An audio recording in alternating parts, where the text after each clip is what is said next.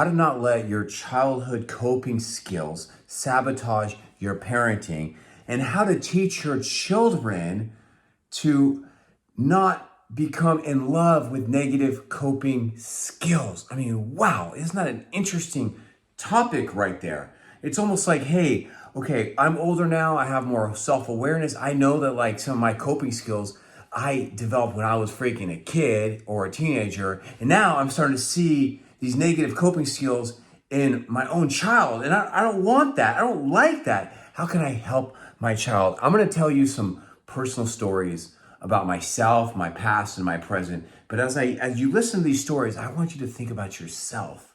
I want to think about you when you were a young person.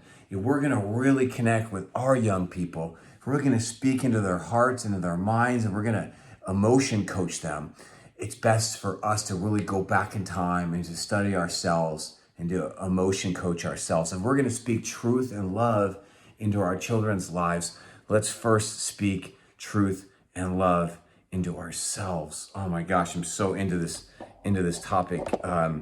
Oops, hold on, let me check this really quick. So, all right, so we all have these reactions, right? Reactions are the term that I use to help people understand our negative coping skills, right? These are like the unhealthy things that normal adults do to respond to the pains of life. Some of these things include acting out, anxious feelings in body, avoidance, blaming people, labeling, you language, using humor, defiance or undermining, a different parent, playing the innocent victim, isolating, judging or shaming someone, lecturing somebody, arguments or manipulating, minimizing somebody or invalidating them, nagging or pestering them, name calling, cussing them out, swearing at them, labeling, having negative beliefs or thoughts in our own mind, like dwelling on dark things, having negative body language, people pleasing, giving a pep talk or a cheesy life lesson, passive aggression behavior, playing dumb, making excuses,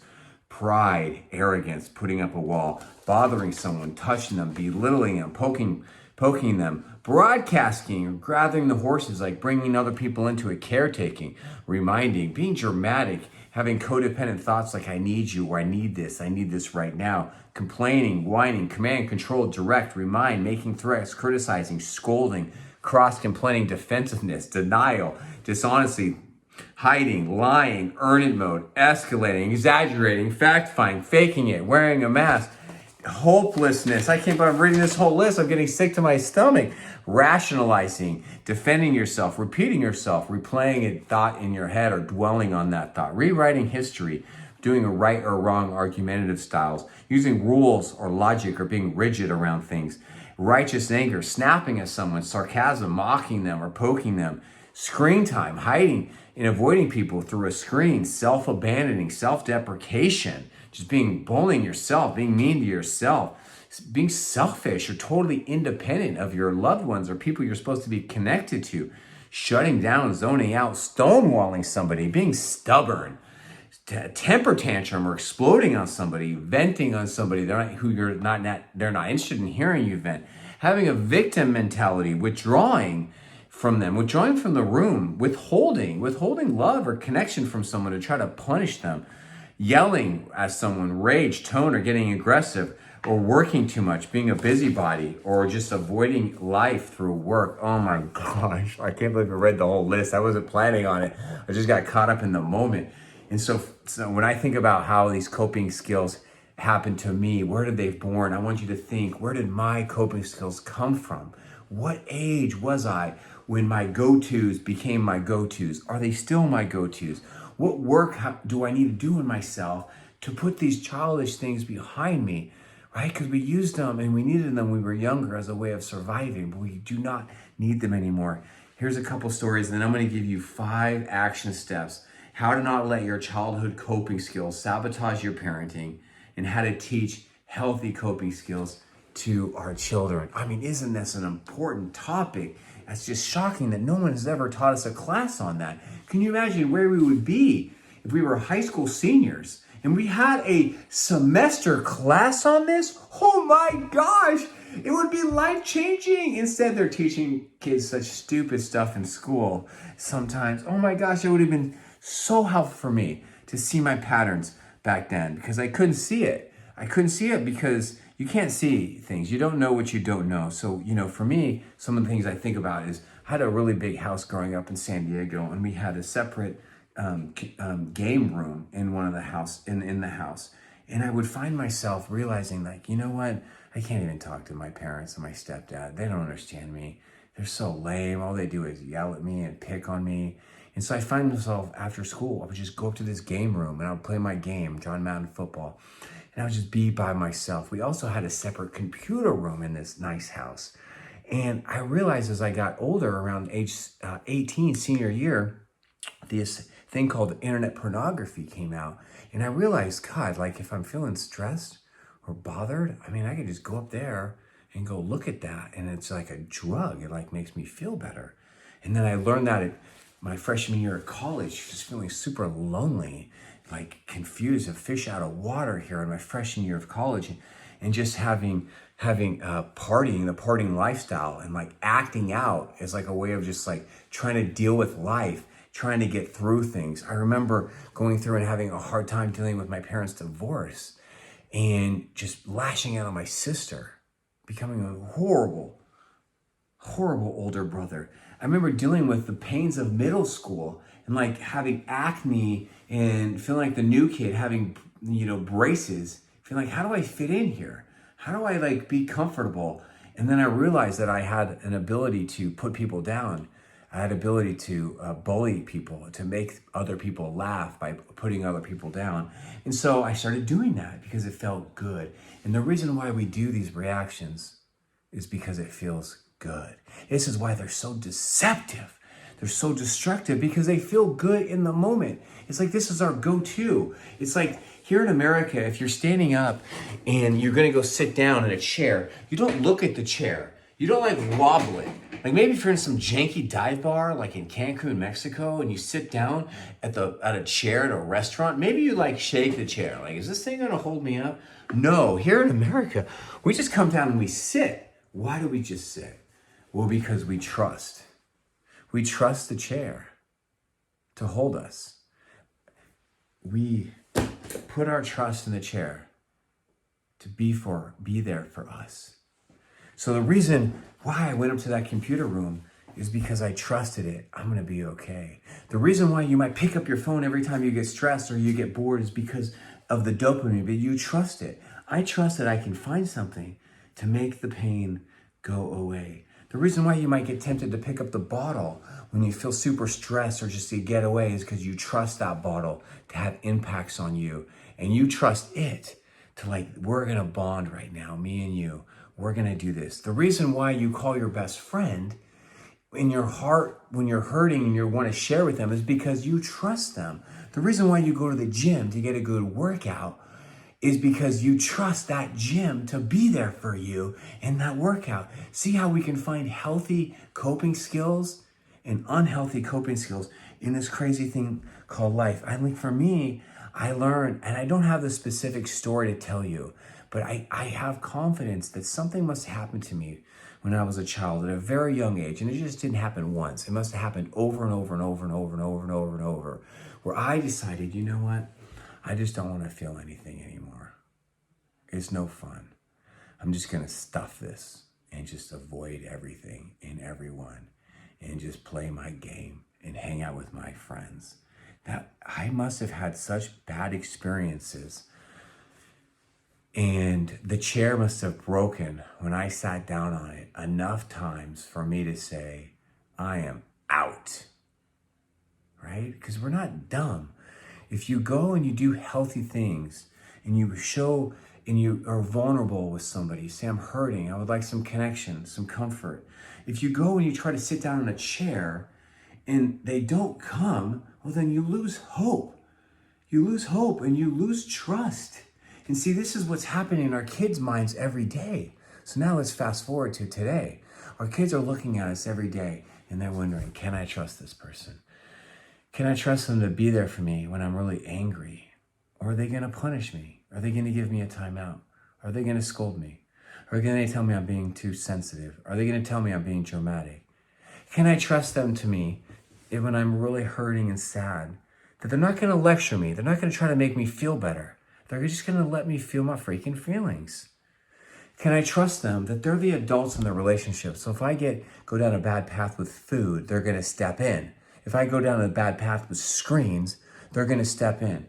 Can I trust them that if I am going to do something, they're going to say, I'm not something bad or dangerous. I'm not okay with this. I'm super confused and I don't know what's going on, but I love you too much. I've got to step in. Right? So we talk about how I talk about this all the time. Parenting is never about what it's about. And one thing it's always about trust, or the lack of trust, or how to rebuild trust. I mean, we have trust with our favorite brands. The reason why we fall in love with these brands is because we trust them. The reason why we're excited for season 4 to come out is because we trust those actors and those producers to rely. And the reason why people pick up a bottle and drink is because of trust. The reason why people abuse Amazon shopping is because of trust. The reason why we yell at our kids is because of trust. We are so dumb, we think that we believe we can yell at our kids and we trust that good things are going to happen. And the problem is that when we do yell at them, they do obey us sometimes. And then we have this false illusion of obedience and a connection and healthy parenting. So then what do? We yell again. Oh my gosh. We have this stupid belief that, you know what? Kids will be kids. I don't want to get involved. I don't know what to say. It's like they've got to do things their own way. I mean, I can't control everything. He's growing up. He's 6. He's got to make his own choices. And we convince ourselves to be avoidant, passive parenting. We see our kids having negative emotions and we want to snip it. We don't want to raise no weak kids. Lions, not sheep here. We say, I don't want to be a part of this. I don't like how I feel when I see you whiny, complaining. So I'm going to snip this right here on the bud. I think it's snipping in the bud, or is it in the butt? I think it's bud, but people say butt because I think it's a gardening term. Let me know if you're here in the group chat, you can correct me.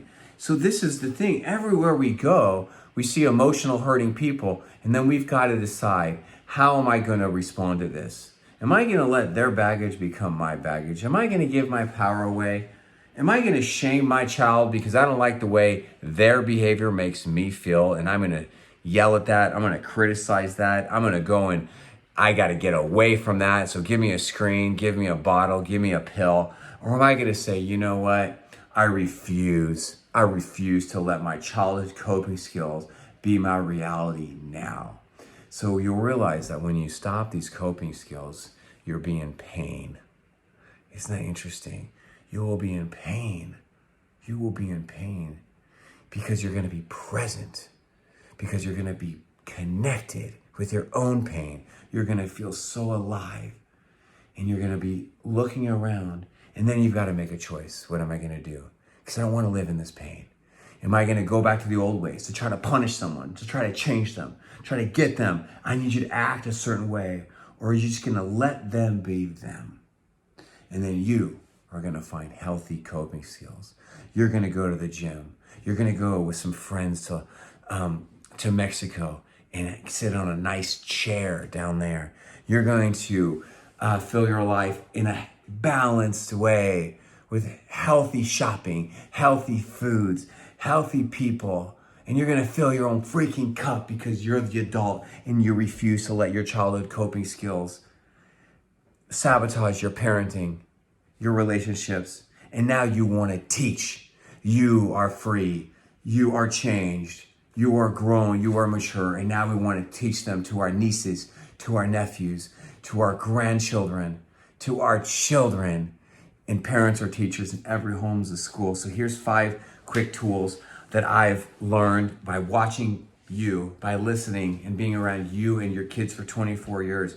One, and I use this in my own parenting, is you've heard me teach about how it's so great to use the word boundary. Like, use it in a sentence. Because by using the word, you're helping your kids know what they are and what they aren't. But how about this teaching? Use the word coping and teach your kids. I realized that I've been teaching my daughter, who's now 6, what the word coping means, by the time I think I started using it when she was 4. So I don't know if my 4-year-old understands what a coping skill, what a 6-year-old, understands what a coping skill is yet, but she's 6. She's in the 1st grade when her peers are losing teach and watching Peppa Pig right now. And I'm not like anything special at all about me. I just realized like I want to help her. This is what is a coping skill. You do these things, when you get upset. This is what you do. You've been hitting people. You've been rolling your eyes. You've been saying, I hate you. You've been saying, this is what you're doing to try to make the pain go away. And of course, she only understands a portion of this, but I'll tell you right now, my 13-year-old probably knows more about coping skills than most other 13-year-olds, and my 18-year-old probably does as well. So number 2 is so key. Of all the things that I think are important on this, I try to leave the most important to the end, but I think number 2 is maybe the most important thing. Because if you mess up number 2, you are really screwing this thing up. You're really screwing your kid up too. You got to normalize it. Normalize. It's okay to, it's normal that people say, I hate you sometimes. Hey, I know, 18-year-old. Hey, I know that you don't want to be here and you're just going to leave. I get it. That's what people do sometimes. They get stressed out in a situation and they say, F this, I'm getting out of here. I know that's what you did. And I just want you to know there's nothing wrong with you. There's nothing wrong with you. You really want to be a positive person in your nieces and your nephews' lives, in your children's lives, the teenagers. Tell them there's nothing wrong with them. Because I don't care if your kid has ADHD, LMNOP, ODD, ASD, or REM, right? That's a 90s band. They're probably not your kids probably aren't in REM. I think it's kind of an overrated band a little bit. Everybody Hurts, that's a tearjerker, dude. Like, who didn't cry the first time they heard Michael Stipe on Everybody Hurts? And you still hear it on the radio sometime. And if you're like having a bad day and you're writing, it's like Everybody Hurts on that like flashback station. How sad is that, dude? We're super old now that my music's on flashback stations. Like playing the old jams, 90s hip hop. I'm like, dude, it's so fucking embarrassing, man. I can't even listen to regular hip hop anymore. It's not doing it for me. I'm listening to flashbacks. I'm gonna like, about how our parents felt because somebody took their music and then started calling it oldies. Like, and I grew up, I was like, oldies are great, dude. Oldies are dope. But imagine like how our parents were like, excuse me, oldies? Like, I'm 39 years old, man. I'm 39. Like, why are you calling that oldies, right? That's how our parents probably were. So normalizing it, like letting them know, like it's normal. It is normal. It's not right. It's not healthy. It is common as normal. So see, by normalizing, I'm afraid, Sean, I'm afraid. What are you afraid of? I'm afraid if I were to talk like this, I'm like enabling it. I'm normalizing it. I'm making it okay. No, you're not. By normalizing it, you're normalizing it. There's a difference between enabling and normalizing it. It can be normal, believe it or not, for a teenager to get blacked out drunk and pass out in the bathroom. I know that sounds wild to you, but that doesn't mean this kid has any serious problems. It really doesn't. Sean, what the hell? What kind of crazy story is that? You just got weird on us. It can be normal for a teenager to be so dark and so lonely that they refuse to leave their room on the weekends. That's normal nowadays. That's not healthy. It's common. It is not healthy. You've got to do something about that. But by telling him, hey, I don't think it's weird, that you haven't left the house in a month.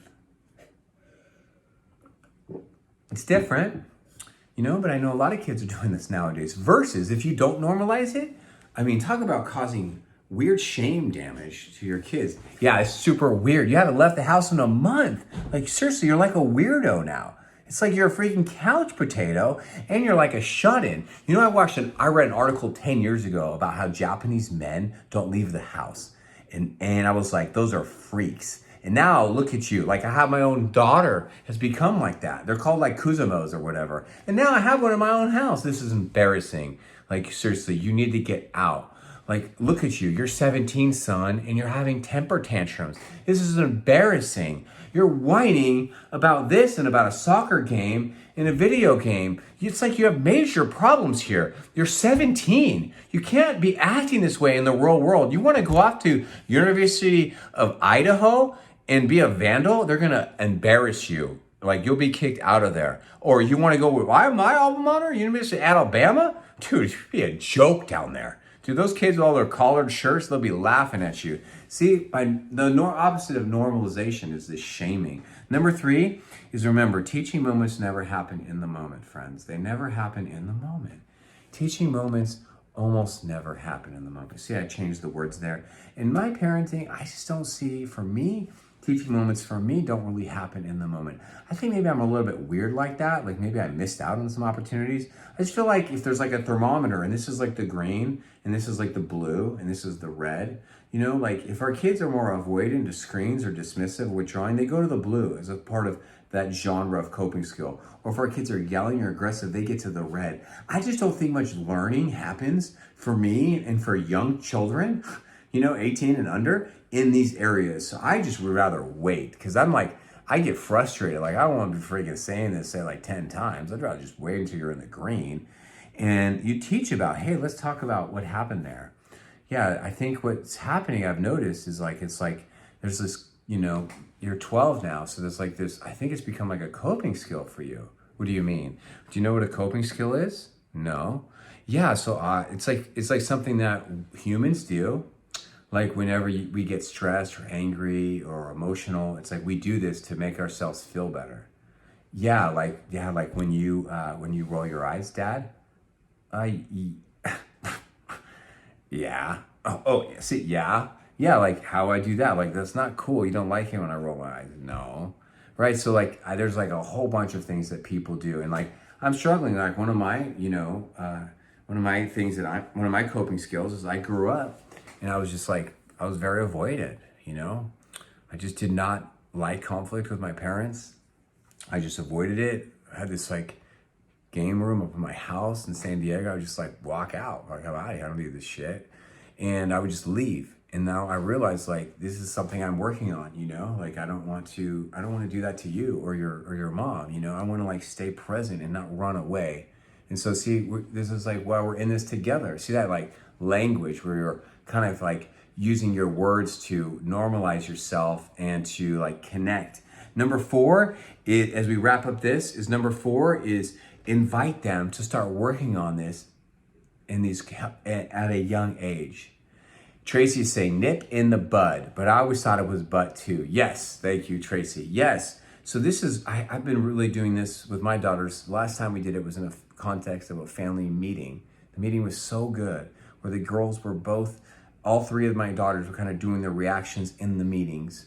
And my wife and I were able to just talk about it, like matter of fact. We kind of did some of the things I'm coaching you to do. We talked about our own struggles, our own coping skills, how we're trying to put those behind them. We invited them, hey, you guys are so young. You know, it's clear this is like kind of what you do, girl. It's like your pattern.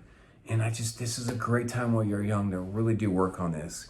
Trust me, it's way better to look into this, you know, when you're this age versus when you're 40. Like, I wish I could go back in time and like have this like awareness to start thinking about this when I was your age. I would be so farther than where I am today.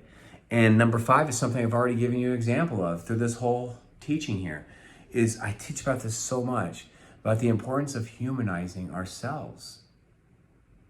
And we humanize ourselves by just how we talk about our feelings, how we talk about our pains, our vulnerabilities. You know, people love to talk about vulnerability, which is great. But when you are vulnerable, you let the world know you're human. And you let your kids know you're human, because they need our help, because they have a hard time seeing us as human. They either see us as superhuman or they see us as robots. And then they go on these social media things or these Disney channels where these parents are just portrayed as total idiots. And so their friends are human to them. They're like a rainbow of people. But it takes time for your kids to really see your heart. And they, especially like I've noticed, like especially like during the 6th, 7th grade area, they really get more aggressive and they really don't understand why do you have feelings. I have feelings now. I have emotions. Like in middle school, I'm getting these hormones. I'm getting a little peach fuzz. I'm getting a little acne action. But no, like you, what's your problem? So it's like, that's like prime time, if you ask me, to really start humanizing yourself to your kids, that 6th, 7th grade. Now you can start doing it when they're 18 or 21. It's just a lot easier if you can start younger.